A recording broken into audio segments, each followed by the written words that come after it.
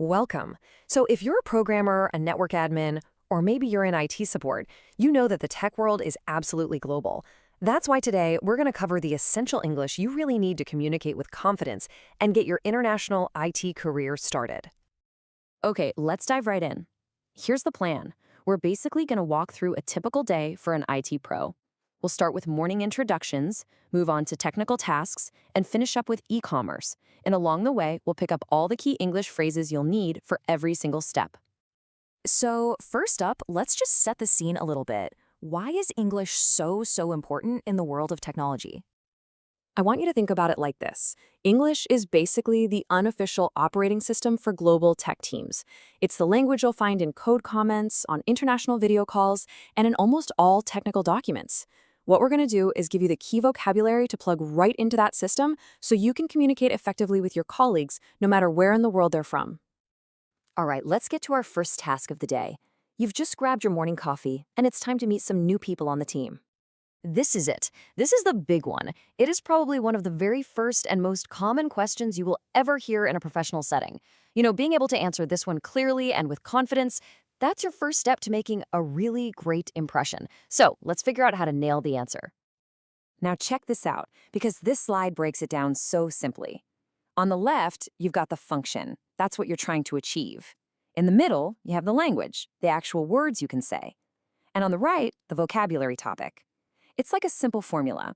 You just pick your function, and then you use the language provided. And here you can see that formula in action. It's a simple, professional, and really friendly exchange. It just sounds natural, right? Go on, try repeating it out loud. Hi, my name is. Pleased to meet you. It is the perfect way to get a conversation going.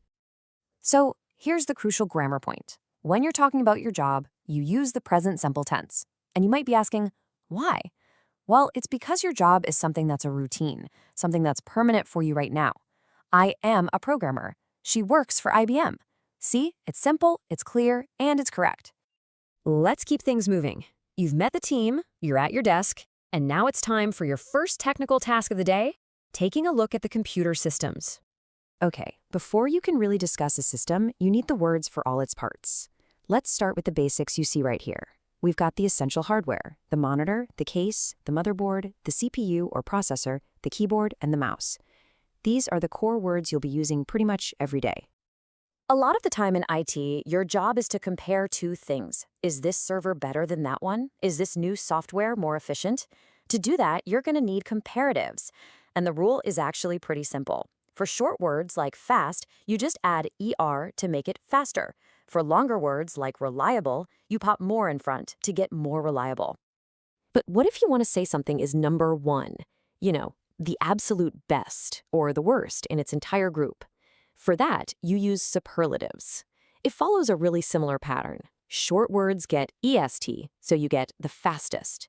And long words get the most, like in the most difficult.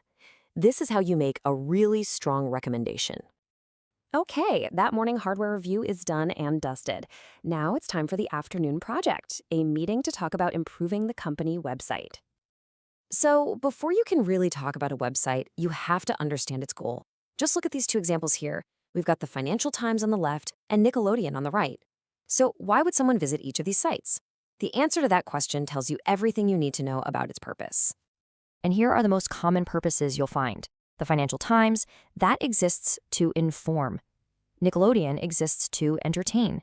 And a site like Amazon, well, that exists to sell products. The purpose is what defines every single decision, from the colors they use to the features on the page. Now, to find out if a website is actually achieving its purpose, you need data, you need analytics. And to get that data, you've got to ask the right questions. Even simple questions like, how many people visit our site, are the perfect starting point for any good analysis. And these question words right here, these are your essential tools. What is for things? Why is for reasons? And how many is for quantity, for the numbers. If you can master these three, you can get pretty much any information you need about how a website is performing. As our virtual workday starts to wind down, let's look at the language we need for two really important business areas, handling data and understanding online sales. In the IT world, process is everything. When you handle data, you're following a clear, logical process. It all starts with collecting the raw data, then you sort it, you code it, you enter it into a system, you validate it to check for errors, and finally, you tabulate it so it can be analyzed. Knowing these terms really helps you describe your work with precision. Now let's take that same idea of a clear process and apply it to something we're all really familiar with, buying stuff online. I mean, we've all seen a page that looks just like this one, right? But have you ever stopped to break down the exact steps you take? And here they are. Now I want you to notice the simple, direct verbs that are used for each action. Go, browse, choose, put, check out, pay. When you're describing any kind of technical process, using simple, clear action words like these is always, always the best way to go.